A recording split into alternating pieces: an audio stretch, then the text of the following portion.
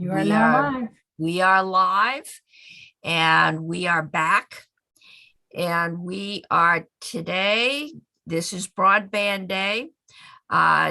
Commissioner Tierney is with us and Clay Purvis. And Commissioner, I've got you an update, broadband update and radio towers proposal. So I'm going to turn the floor over to you. And we've got you and Clay, and the floor is yours. Well, thank you, Madam Chair. I'm pleased to say we're not going to kill your buzz. I think you heard a wonderful presentation a moment ago, and I think we have more good news to share with you. I have to say the biggest challenge of the summer was putting together that team that the governor was responsible for, and I don't think you could have had more complementary appointments on the board. So that was just, from my point of view, a small miracle, and I'm so pleased because it's fun to watch that board in action, the degree of experience and competency. And to your point about the labor issues, I think that's really Christine's experience as a utility executive telling on her, because our utilities have been dealing with the projected labor shortage for quite some time now. Succession's been a concern of ours in the regulatory space. And so the CEOs of our utilities have really had to try to wrap their arms around that. So that's only the tip of the iceberg of the synergies. I have I was very pleased with the outcome of last session and all the good work that this committee did. And here's your proof. Vermont's ahead of the curve and we're doing well. What I'm going to do now— I'm going to interrupt for a minute. Before you Yes. tuned on, Christine Hallquist couldn't say enough good about the interaction with the department and how well that has worked. So that was another thing we couldn't quite figure out how this was all going to mesh, but it sounds like it's meshing. So thank you and your people. Absolutely. And I don't know where that lawyer ended up, but well, no, it's very, very interesting from my perspective, because Christine and I worked together to hire that lawyer for the VCBB. I did put off hiring a little bit because I really wanted the VCBB to have a say in hiring its own lawyer. So it was a bit of a gamble, but it really paid off, and Stan's just a magnificent addition. So I'm very pleased that that we've been able to live up to the trust that you invested in the department and placing the board there. I remember at one point sort of saying to you, just give it to me and I'll deal with it. And we did. And it has really worked very nicely. But I have to say, all credit goes to Christine and her board and that staff. And on my end, my staff could not have worked harder to make that a seamless transition. So this is Vermont at its best. Yeah. And I think when I follow the developments about connectivity in the nation on a daily basis. I receive 2 readouts every day from State Newswire and another service. And when I look at what's going on in other states, Christine's correct. We are far ahead of the curve. And given the pressing need to be ahead, principally materials and the like, I think we can. It's not that we should pat ourselves on the back, but Vermonters can be very pleased that their government's functioning this way. And so much of that is owing to your leadership. So with that, I'm here with Clay, who's going to share with you an update on some of the other matters that emerged from CRF spending and the like over the course of the summer, wrapping up some of those programs, and also tell you a little bit about where we've shifted our focus with VCBB working on that last mile build out.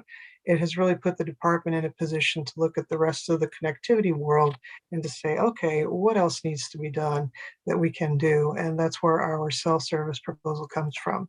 So without further ado, I give you Director Purvis. Thank you, June. Thank you, committee, and thank you, Madam Chair. Nice to be here again this year. As June alluded to, I'll be covering a couple topics today. First and foremost, I'm excited to share with you our proposal for wireless service, something we've been working hard on over this past summer and fall.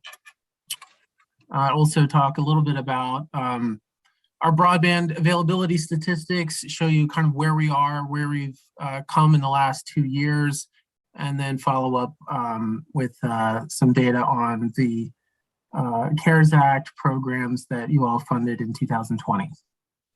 So with that, I will have the awkward moment of trying to share my screen. I feel like they moved buttons around since the last time I was in Zoom. So if someone knows where I can go to share my screen, that would be I would appreciate that. Dave, can Bottom you- of your screen, Clay. Yep, share screen, got it. Big green button. Okay. All right, thank you. Okay.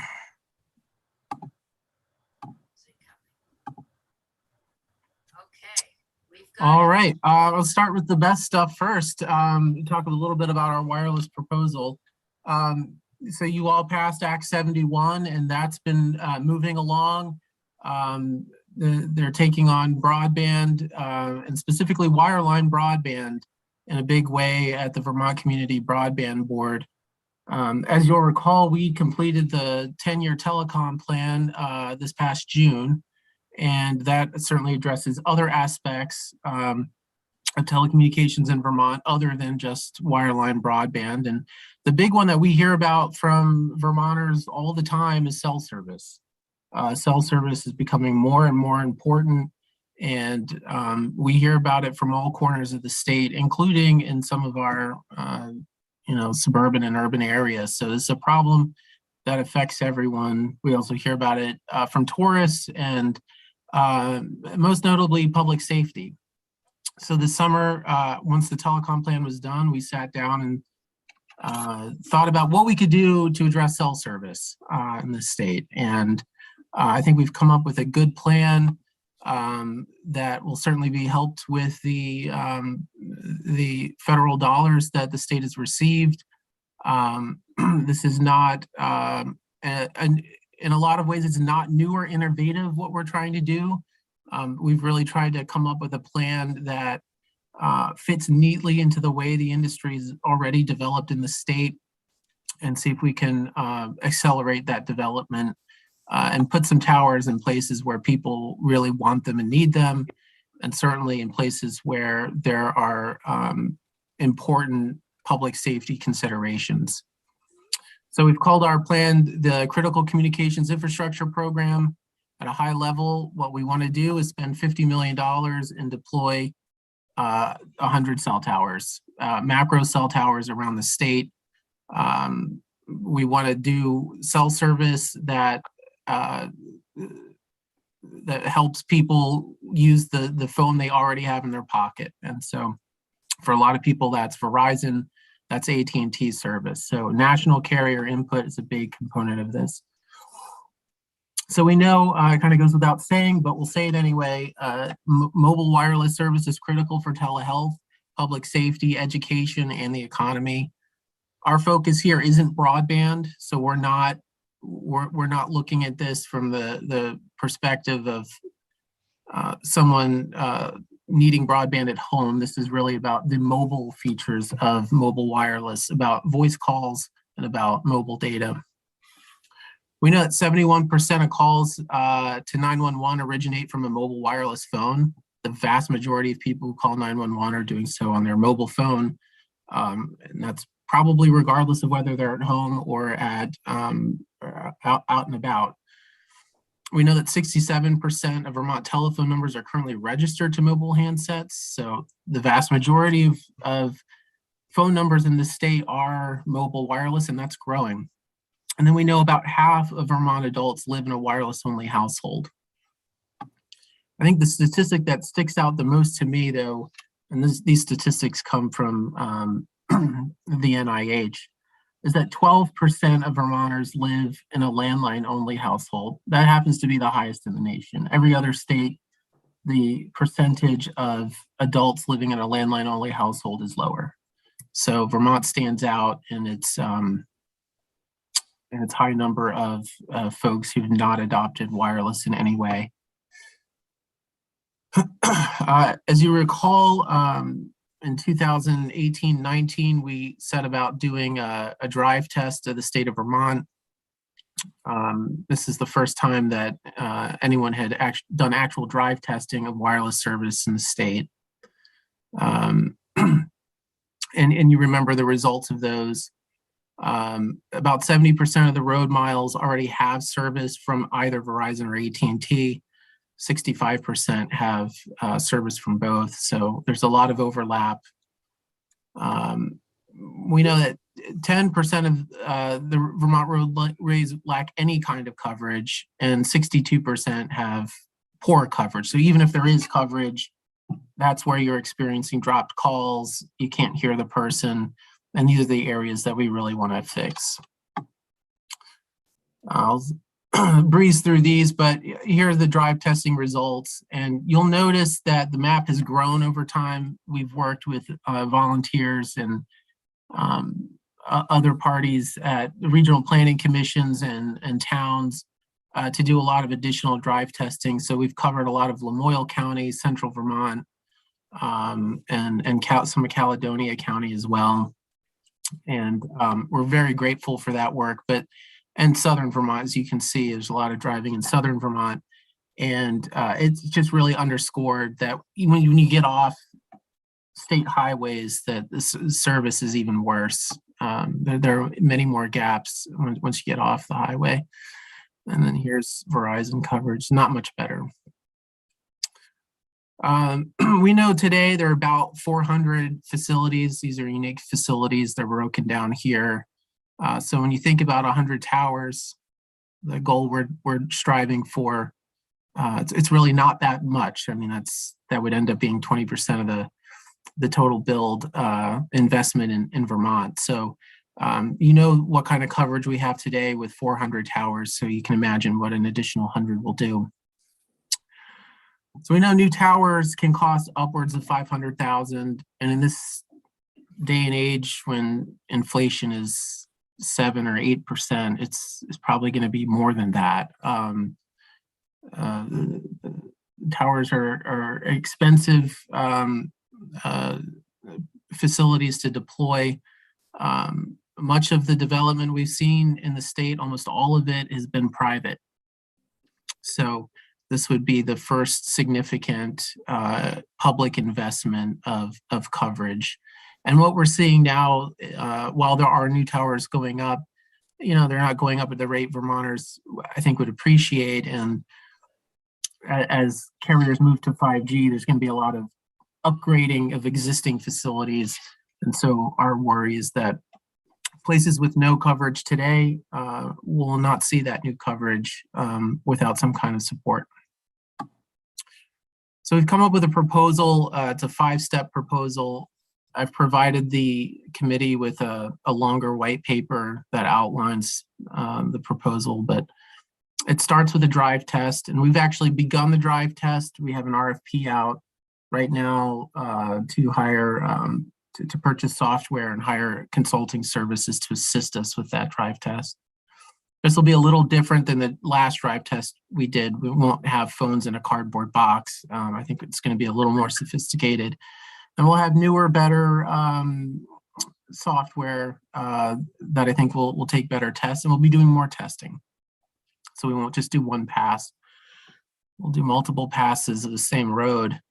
We're working with the VTrans to do that testing. So we'll have the help of VTrans employees who are already driving Vermont roads. And then we've also reached out to RPCs, and we may have more help from them as well. So once we have the drive testing results, we'll identify target corridors. These are the areas where we want to see service. We're going to be working with towns. Public safety is a big, important stakeholder in that discussion. RPCs and other interested parties to figure out where we should put these towers. We don't anticipate that 100 towers will provide universal, ubiquitous service across the entire state. So we want to make sure we prioritize the areas that really do need service and start with those. So we'll undergo kind of stakeholder engagement process to determine those areas. Once we have the target corridors identified, we'll be hiring a consulting firm to assist with search ring development. These are areas where a tower could be placed to reach the target corridors. And then once we have that, we'll set up a process for bidding these search rings, target corridors to the carriers. It begins with an RFP to determine, or a solicitation, I should say, to national carriers and regional carriers to determine what rental amount they would pay in each search ring. So how much would you pay a month to be on a tower here? We expect that amount to be well below market for a lot of these areas. To make sure that we get interest in these areas, we'd provide a subsidy to the carriers to deploy their equipment on these towers. Once we have the rental income determined for all 100 search rings, and we have at least 2 carriers on each one, we would put out to bid for construction of the towers in the search rings. And these towers would be built and owned by a tower construction company. Generally, any cell towers owned by a company other than AT&T and Verizon. They're owned by a separate entity that manages the physical infrastructure on which the cell equipment is attached. So we would then find a firm to build those facilities and operate them. As part of this process, we want to make sure we open some space on towers to public safety entities for land mobile radio equipment. So that's an important aspect of this. So what we've heard from public safety in the past, that there's a hesitation to move to, say, FirstNet or other public safety broadband networks because of the coverage gaps and the uncertainty about the consistency of coverage. So to have LMR available and free rental on these towers would go a long way towards expanding radio service for public safety. Okay, yeah, Clay, my local public safety group is looking for $5 million to just update their radio equipment for exactly that reason. There's just too many places where, you know, if you've got AT&T and only Verizon covers it, or there's no coverage, and they can't afford that in a time of crisis. So it'll be helpful to see how much of a dent we put in that. Yes, thank you. That's a good point. We've heard the same, and we're trying to respond to it. I think our plan here really gets to their kind of operating budget rather than their capital needs. Yeah. Updating the system is one thing, but this would provide the kind of the free rental space on the tower. So if they wanted to expand their network or upgrade or change their network, this would provide new and free opportunities to do that. But we've heard the same, and not just the tower equipment is important to them, but the base stations and the actual radio handsets are another very expensive component to their network. Okay, someday we'll have to find out who to talk to about FirstNet and their progress. I'm going to ask, because I'm sure our citizen advocate is watching this, when we build these towers, who sets the specifications that, wind, the ability to withstand wind, hurricane, ice? How are those specs set up? Yeah, that's a good question.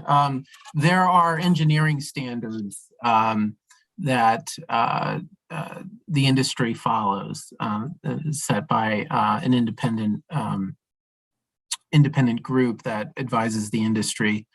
And we call the standard the 222G standard that sets these specifications. There's a heightened standard, and that's certainly something we could consider. Other aspects of resiliency that may be of interest are the power backup, what kind of generators at the facility, and certainly that's something that could be addressed through this process. Okay. Backhaul, whether there's redundancy in backhaul, and certainly backhaul will be an issue, but I don't think a big issue for a lot of these facilities. So that's certainly something, we take a look at, but that would be, I think, best handled by the firm that's established to identify the search rings and kind of set up the RFP, the auction aspect of the process. Okay. Okay. I think we can. May I ask keep a question, going. Madam Chair? Yes, Senator Brock. I just wanted to perhaps understand better the bidding process and the carriers that would be on a particular tower.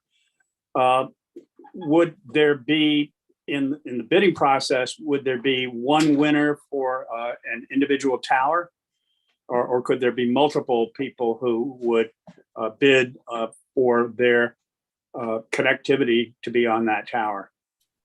That's a good question. Thank you for bringing that up. Actually, I think I glossed over that aspect. What we want to build here are multi-carrier towers. Ideally, towers that have at least 3 spaces for 3 different carriers. We want to get at least 2 carriers on each tower. So we would ask the tower construction company or require them to accept the 2 highest bids for space on that tower. The company paying the most, of course, we get the top spot, and the company paying the second most, we get the secondary spot. But we want to see 2 carriers. I think there's some caveats to that, however. And then there's another challenge that I want to address in a minute. One caveat is that some areas we think are going to be either too expensive to deploy a facility using this method, or there's not going to be enough interest in that facility. Because as you know, these facilities are developed to drive subscribership. They're building a tower to get new subscribers. That's how they generate their revenue. So in those cases, we may be looking at a neutral host model for some. That's not our principal strategy. It's not our exclusive strategy, but we want to make sure that we keep this process open to neutral host carriers, specifically for those areas that are going to be so remote that even with all the incentive in the world, AT&T and Verizon or another carrier, Sprint, wouldn't be induced to deploy in those spaces. One challenge that we'll have to work through is cherry picking. If you have 100 different spaces, the carriers would be encouraged to only go on the ones that make financial sense for them and avoid going on towers that are less lucrative or not lucrative at all. And we want to protect against that. So we're thinking of different ways of structuring it. One could be marrying, the good sites with the poor sites. Winner takes all is one, but I think that's a high risk. But I think there are ways to overcome that challenge, and we're certainly thinking about that.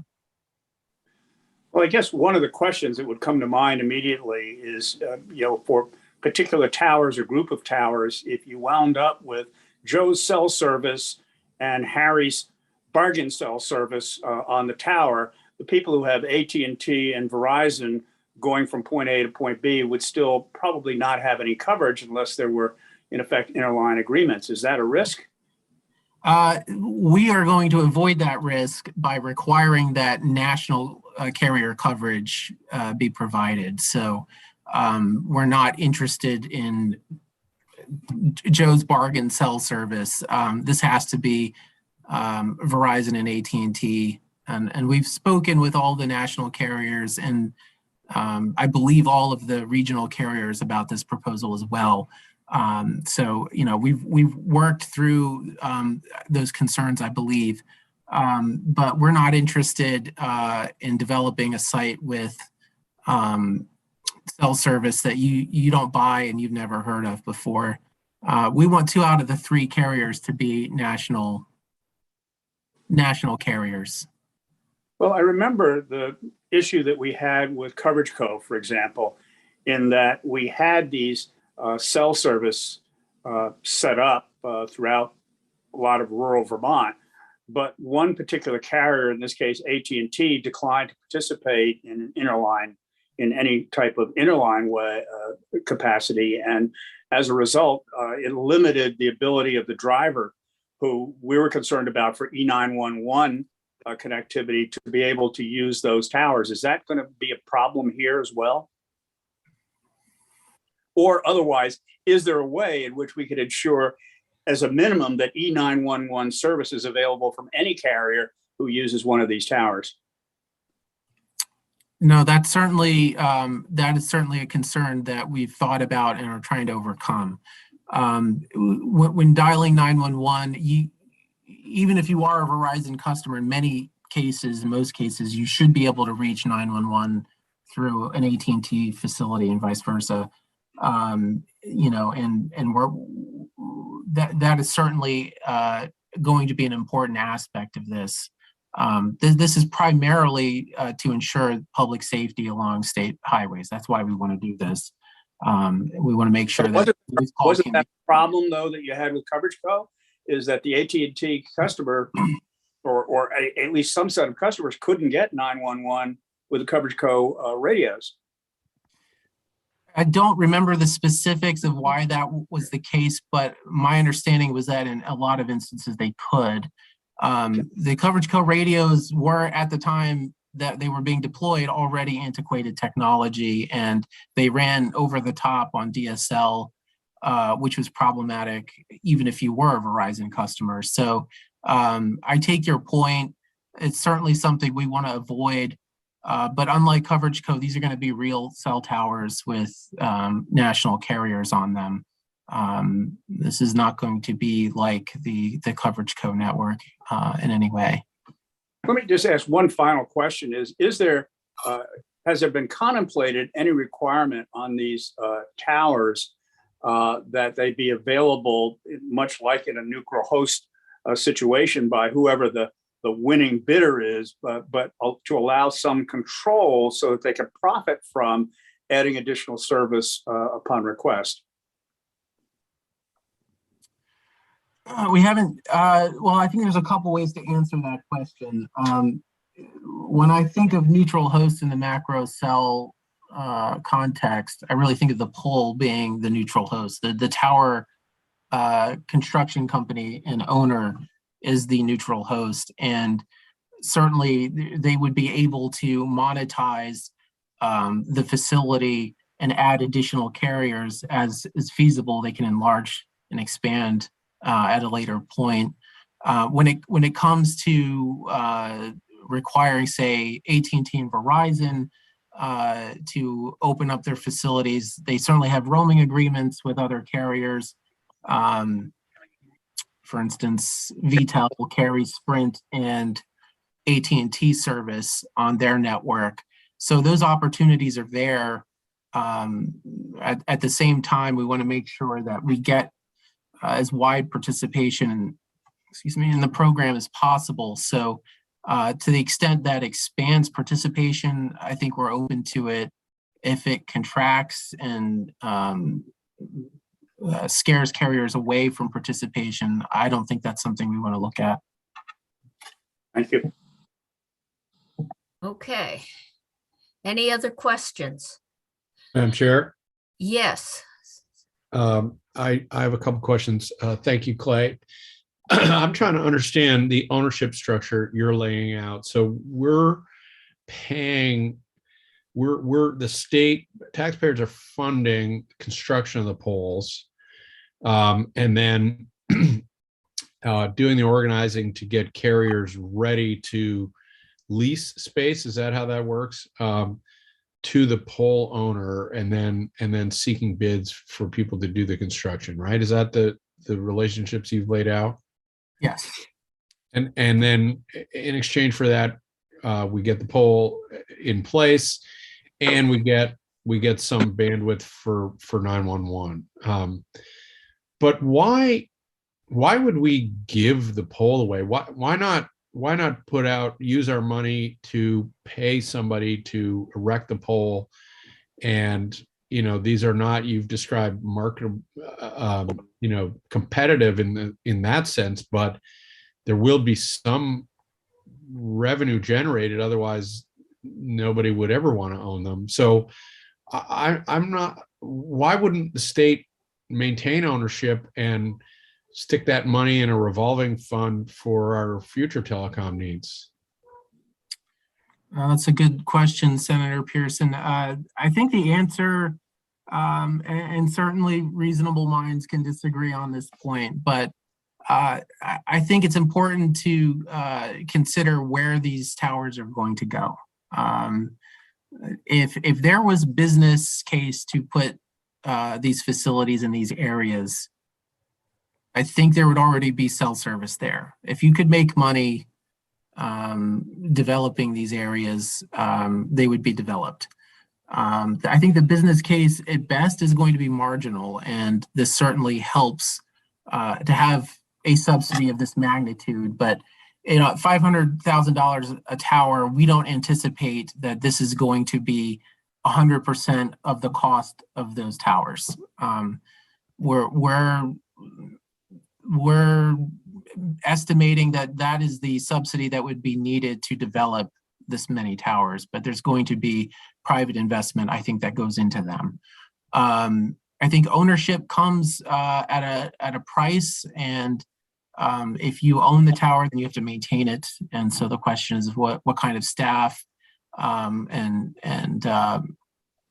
technical resources do you need to develop, either in state government or out of state government? What does that cost, and what does management of 100 towers looks like? The state currently has about 19 telecommunications facilities that it owns or owns the underlying land for.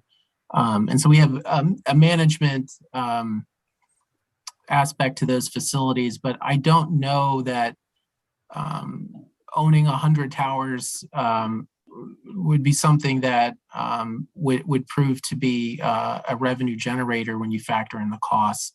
A lot of these tower construction companies, they own towers all over the country, or at least they own them regionally. They would be folding these facilities into their existing portfolio, that runs all across New England, that runs across the Northeast.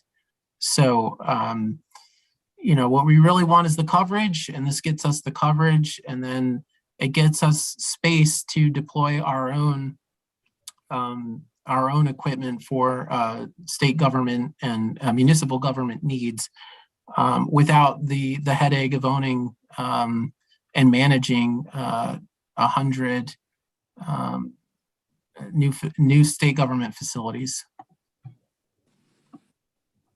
Okay, Clay, as part of what's going on, are you using ARPA funds or one-time funds to build these? But then if we own them and are responsible for them, we have to do the ongoing, not one-time funds of staffing and equipping, and we're going to have to be the ones to go out there and report when there's an outage to E911 within, I forget how many hours we put up there.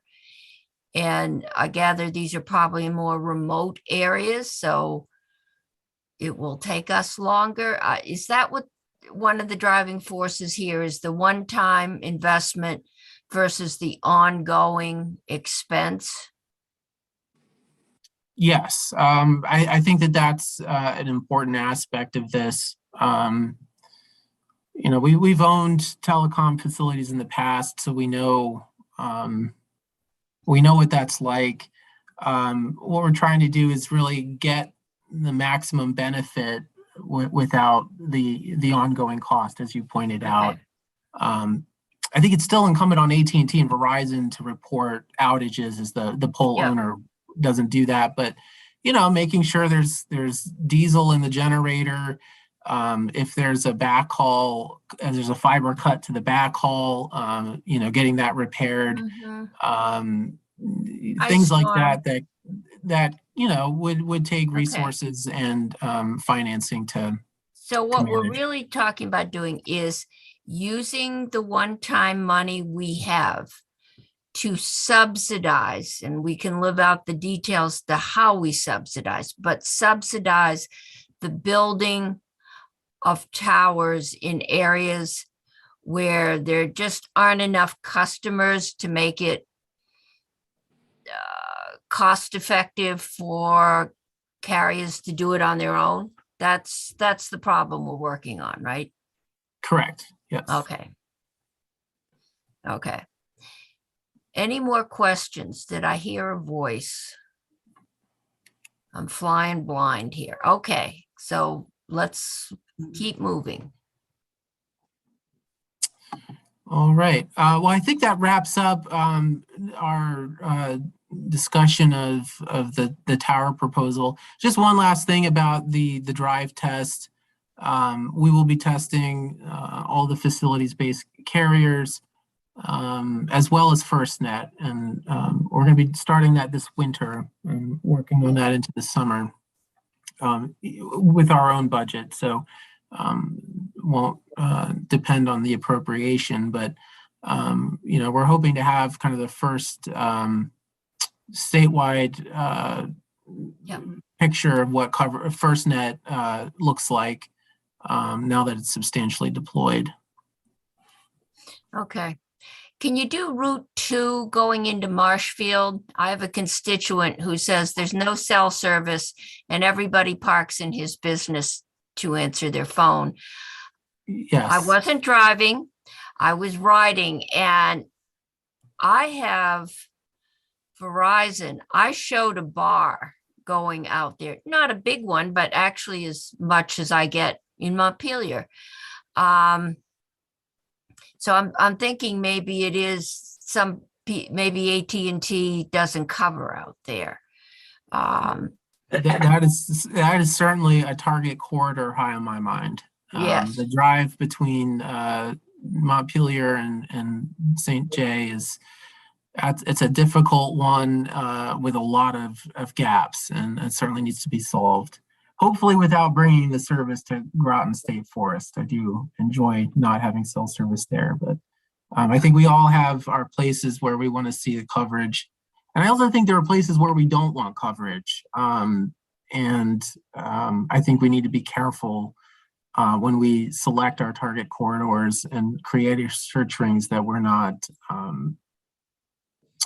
that we're being thoughtful about where people do and do not want cell service. So I'm hopeful that this process will help bring that conversation around. Okay. Right. I think, Clay, if you take your slide down, we are close to the end of time for this, but we will definitely have Clay back. So Clay, what you're proposing to do is you're going to contract with a cell tower owner to build. You're going to pay them, and they will build according to engineering standards.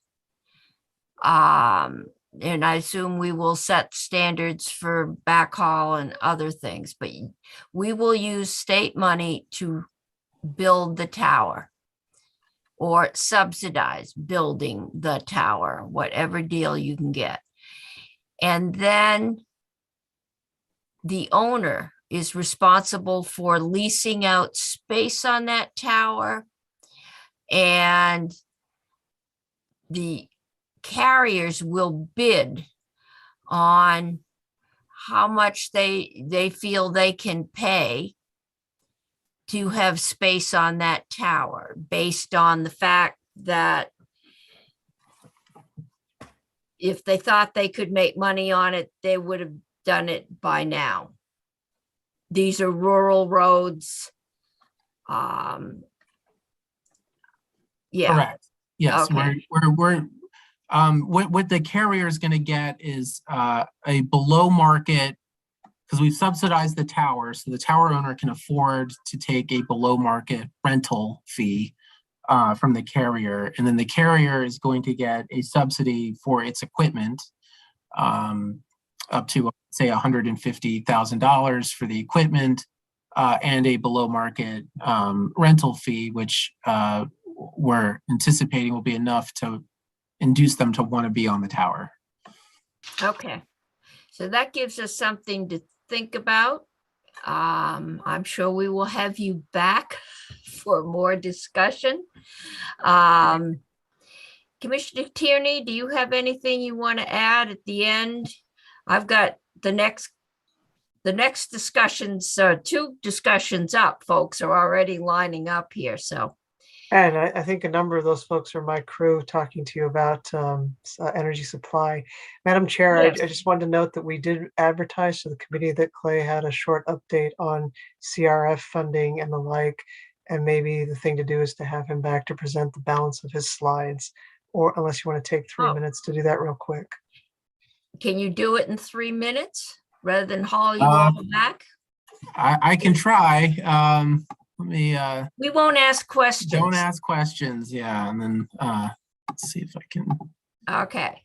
All I right, thought you were done. I apologize. Yeah, I apologize. I'm happy to come back if that would be No, better. if you can do this in 5 minutes. Sure. We're only 5 minutes behind. We're ahead. Good. Thank you. So we've published updated broadband statistics, and I just want to share those with you quickly because I think they're important for the committee to see. Here are speed tiers. I think you're well acquainted with what speed tiers are now. 100 is fiber, 100/20, that's cable TV. That's your Comcast, Charter, Stowe Cable and the like. And 25/3 is cable and some other carriers that some areas have really good DSL. When I say good DSL, it's not good, but it's at least 25/3. And then some of the wireless that we funded, and then 4.1, you know what that is. But the big takeaway here is fiber to the home went from 17.5% of the state to 29.2, so pretty much almost 30%. So that's an incredible leap on fiber to the premises in the last 2 years. Significant investment from Consolidated, Waitsfield, Champlain Valley, and some of the other incumbent telephone companies have really pushed that number up. So progress is being made. Okay, that's good to know. This is something new we've added that may be of interest to you as you think about changes to Act 71. We've done a road miles analysis. These are the number of miles of road that have each type of service, fiber, cable. And what would be of interest to you is the no cable. So over 7,000 road miles with no cable service. That's where your CUDs are targeting. So this is where the 20% of the locations that don't have good broadband, that's where they live.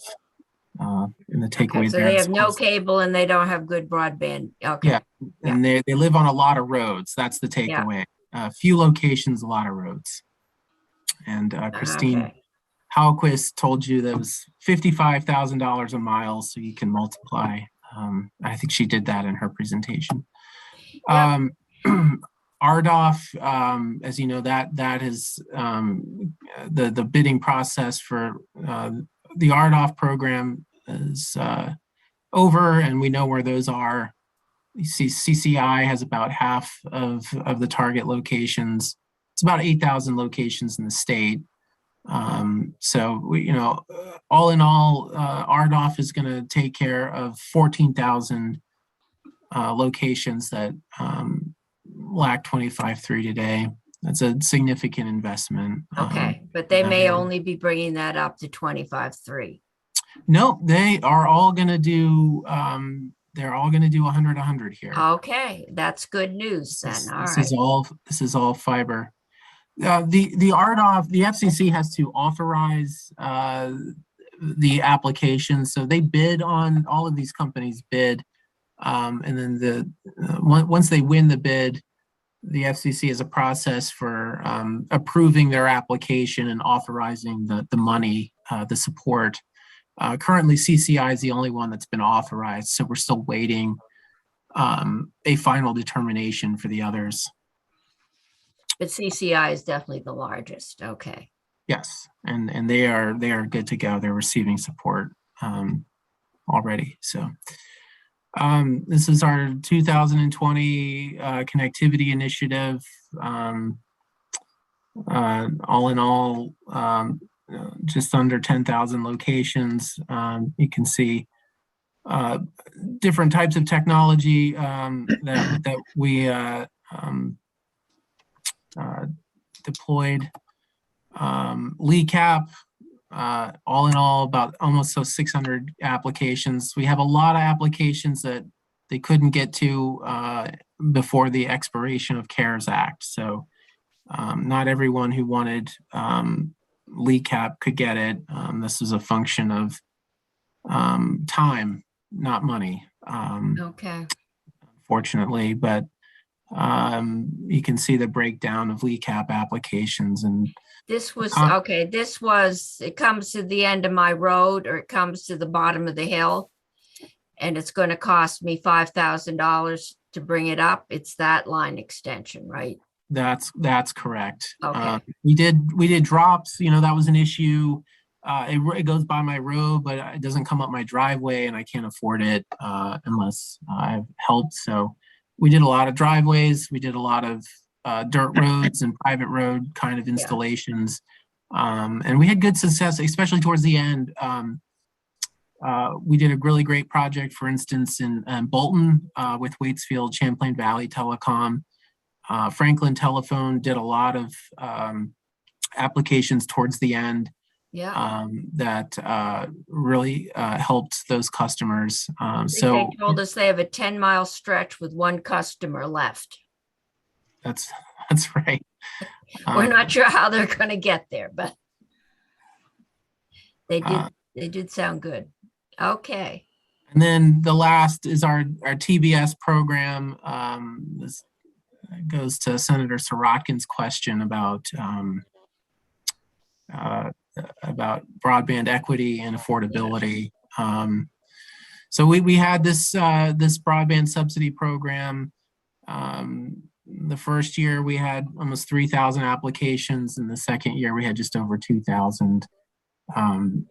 By year two, we were competing with the FCC's program. So we let the FCC take priority, and if you applied for both programs, we let the FCC pay $50 towards your bill, and we got the remainder. So we ended up giving away less money because there was this other program, but we still helped a lot of people, and a lot of people were grateful for it. So that was certainly a program that we're counting as a success. And with the infrastructure bill, there's a lot of money for broadband equity and affordability programs. These will again be state block grants. So the state will have to come up with an equity plan. If I recall, there's $65 billion for that. There's a lot of money for the states for that. So we'll have to get to work on that. Yes, there's going to be a lot to do, and the NTI is writing rules for that. So there's a lot of opportunity there, and it goes beyond affordability. It goes to devices, to digital literacy, and other issues of equity. Okay, that are top of mind. Can you get us a copy of that section of the bill? Sure. Happy to Okay, do that. send it to Faith and she can get it to us so we know. That's becoming the challenge, knowing what we have to work with and what the rules are. So that would be good. And we can, I'm assuming you're working on plans and we can start working with you.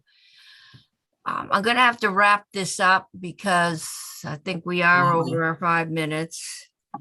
Well, Yes, thank you very we're much 8 for having minutes us. over. So we're going to have to go on to going over, I think, Senator Brock's bill. We're just going to do a quick walkthrough of that.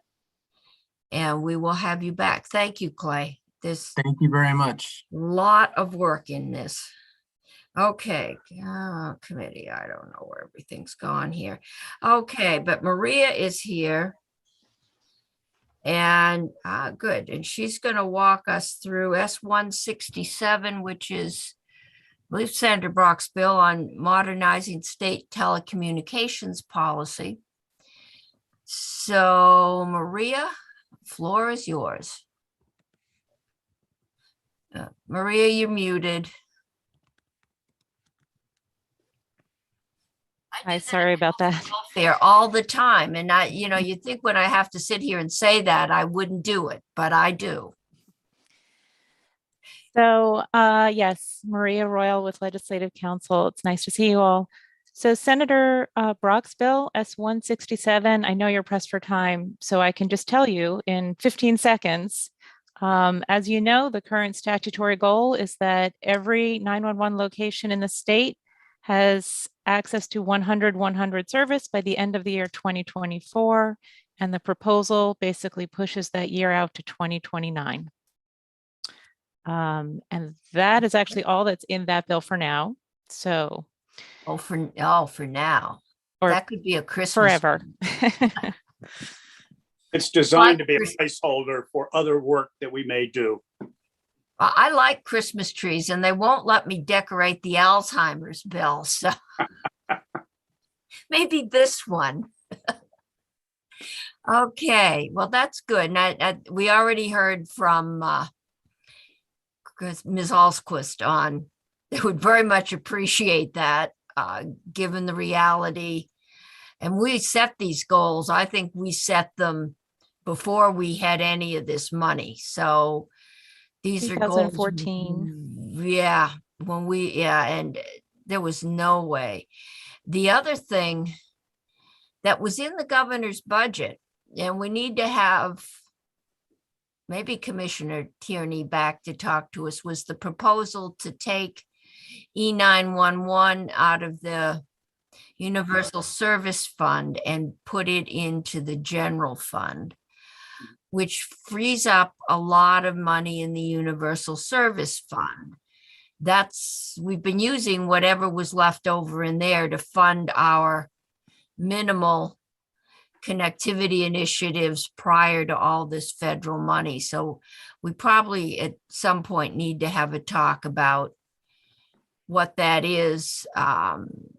We know that they've been running a deficit for a couple of years, and it's been on my list of things to deal with. So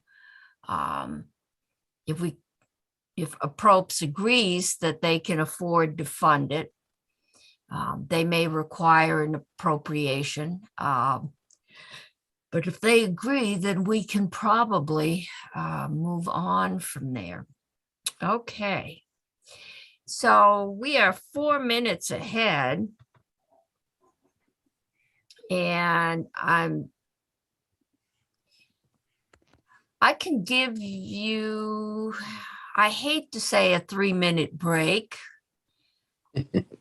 but I can do that just so we have a lot of witnesses. And this is the Rygate plant.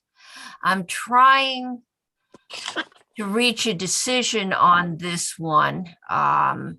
So it's either a go or no go. And if it's a go, we get it out of here ASAP, just because I'm trying to clean the bills off the wall. So take a 3-4 minute break and I'll see you back here at 3:45. Ending